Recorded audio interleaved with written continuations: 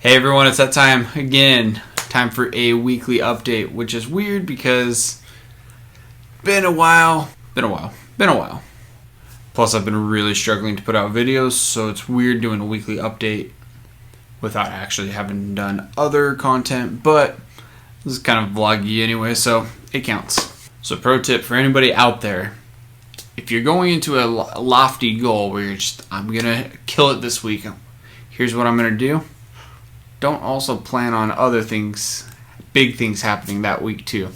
For me, I had a big plan. I was going to put out 6 videos this week and just kind of continue that schedule. When I was like scheduling out, seeing what I had going on, realized, oh, I can actually put out more videos if I make them, because I have all these, ideas or whatever, and just scheduling wise, those things would get pushed back so far that it made more sense to put out more frequent videos. Well, the week I decided to start doing that was also the week I went back to work from being in isolation for a month. So, yeah, that didn't work out so well. Not only did I not put out videos, I really struggled to read. So, this weekend between today, Saturday, when I'm filming, and tomorrow, Sunday, I'm going to be not only filming a bunch of videos, but I'm also going to be any extra time is going towards my books. Got to catch up on my schedule and my brain. I work really good when I have a schedule, and so I feel like I really need to stick to a schedule, and otherwise things just don't happen. Let's see. The garden seemed to be a hit in the last update. It's been a few weeks. Some things really grew really well. Other things just died. Here in Arizona, we hit the hot time of the year, and it basically, I'm not going to see temperatures below triple digits for another 8 months. So the things that died, they weren't doing well to begin with, but the things that are growing are doing really well. We've got Boston cucumbers that seem to be going really well. We also realized we planted really closely, so hopefully we can manage that to where they do well and we can get enough fruit from them. And then we've got the squashes. The squashes are doing the best out of everything. The beans weren't getting watered enough. We were doing every other day, and then that heat wave hit, and we realized that's what's really hindering our garden's growth. And so we started doing every day, and things started growing like crazy, and those beans are actually coming back. And then in our other bed, the corn is doing really well, which, that's one of the vegetables, or it's one of the things that farmers grow in our area. So, of course it's doing well.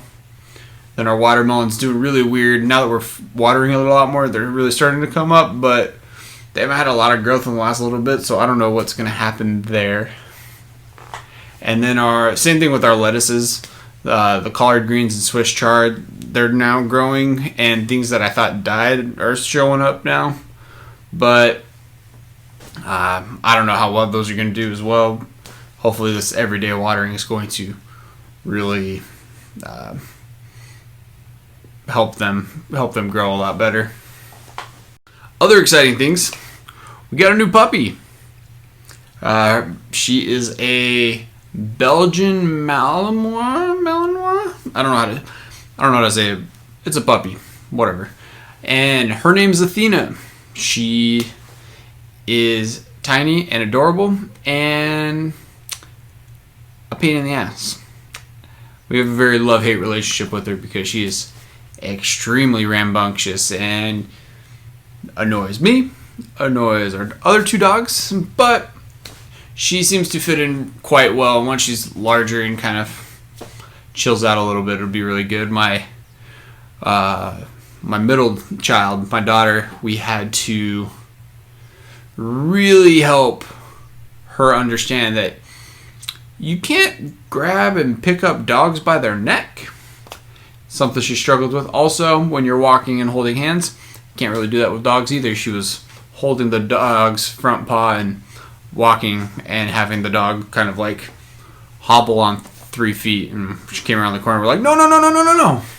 So just constantly like leave the dog alone. She loves him. She loves our kids, and it's been really great. So Athena's joining. So we have Athena, then we have Leo, which is short for Leonidas, and then we have Aries. Kind of keep that Greek theme going with all of our dogs. Our other dog who passed a year ago, his name was Crixus, so kind of kept that whole theme going with this dog. Yeah, as far as my reading the last little bit, I'm almost done with Hero of Ages. I'm really going to knock out what I have left in that book between today, tomorrow, and Monday. And then I've also started reading The Girl in the Stars, and that is fascinating because I'm a desert boy. I grew up here in Arizona. All I know is heat and sand, and very Anakin Skywalker-like, where all I know is sand and it gets everywhere, and it's awful. But Yaz, the main character in The Girl in the Stars, her entire world revolves around ice. And so it's very interesting, like they even mention the like fog that comes off of your breath. It's all in relation to how much like ice that is. So like ice that's never really sticks, never really truly freezes, that type of thing. And so it's really fascinating that way, and how their culture is very related to survival. So if you're basically, they have this like culling type thing where this priest like character goes to each of the children, or all the children line up and go to them one by one, and if he perceives any sort of weakness in them, they're basically thrown in this giant pit. And so, and the thought process being that they're taking the weakness out of their people so that they could survive, and that the survival of their people is the most important above all, and because of the harsh environment that they all live in. So just really interesting concept that was really explored really well. I'm only like 50 pages into it, but even that already is just amazing. And from what I understand, it's about Yaz realizing that the world is a lot different than how she grew up. And we'll kind of see from there. So movies. The only one that I've really watched in the last little bit is Extraction on Netflix. It is really good. I really enjoyed it. It really shows kind of, mercenary. I have no reference, but I was sold on the mercenary story there of how the, sort of honorable guy, but really only cares about money, and kind of going from there. Very action-packed, very brutal in a lot of ways. But yeah, it was just real. I enjoyed it, and I just saw an article saying that it's trending really to be the biggest movie debut on Netflix ever. So you should check it out if you haven't, or if that's kind of up your alley. And then TV shows. I've watched a little bit of Ozarks, but not really. I have to thank Mike for that. He got me hooked on The Last Kingdom, and now all I can think of is I am Uhtred, son of Uhtred. And I love it. If you love Vikings, that is a show to watch. And it actually really helped as far as when I was thinking about Well of Ascension, realizing all these like kind of separate city kingdoms that are kind of far away from each other that you have to march to, helped put into perspective how Scadrial is, with all the different cities that are far away that they all have to, march to and from with. Oh, another fun thing. I don't know if this is something y'all care about, but starting Monday, I'm starting a fitness challenge. So I am going to, there's a competition involved in, but, I've been putting off getting into shape for a long time. So Starting Monday, I'm going to work on Project Saiyan, try to get super ripped, but we'll see how that goes from there.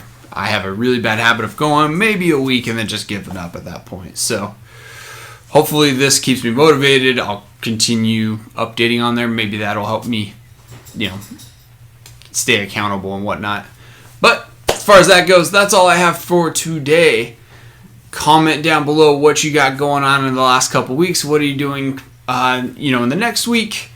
Don't forget to like and subscribe. I'm JJ the Bearded Bookworm, and I'll see you next time.